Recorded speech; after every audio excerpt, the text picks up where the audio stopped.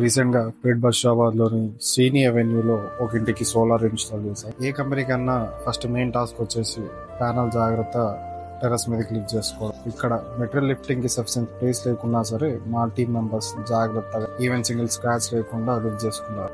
Site లో 6 feet water tank ఉండడం వల్ల 7 feet హార్డ్ డిగ్ పోస్ట్ గ్యాలనైజ్డ్ స్ట్రక్చర్ యూజ్ చేసాం. ఫ్యూచర్ లో ఇది మనకు రస్ట్ పట్టదు. 160 kilometer విండ్ స్పీడ్ వచ్చినా సరే చెక్కు చెదరు. ఓవరాల్ స్ట్రక్చర్ హైట్ వచ్చేసి సౌత్ లో 7 feet, నార్త్ లో 9 feet.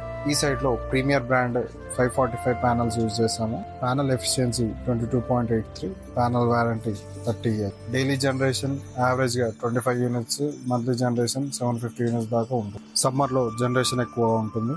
ఈ 5 kilowatt సోలార్ లో మంత్లీ సేవింగ్స్ వచ్చేసి 4,500 నుంచి 5,500 దాకా ఎవ్రీ మంత్ సేవ్ అవుతుంది. మనం పెట్టిన ఇన్వెస్ట్మెంట్ విత్ ఇన్ 3 years లో మనకు వచ్చేస్తుంది.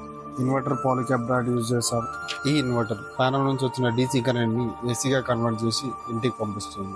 డిస్ట్రిబ్యూషన్ బాక్సెస్ కూడా యాడ్ చేసాము for safety purpose for AC current and DC current. Structure కి స్ట్రెంత్ ఉండాలి అంటే సివిల్ వర్క్ తప్పనిసరి. సివిల్ వర్క్ ఎంత స్ట్రాంగ్ గా ఉంటే మన స్ట్రక్చర్ అంత స్ట్రాంగ్ గా. లాస్ట్ లో earthing and net metering work complete చేసి కస్టమర్ కి సెంటర్ హ్యాండ్ ఓవర్ చేస్తాం. Please subscribe to our channel for daily solar videos.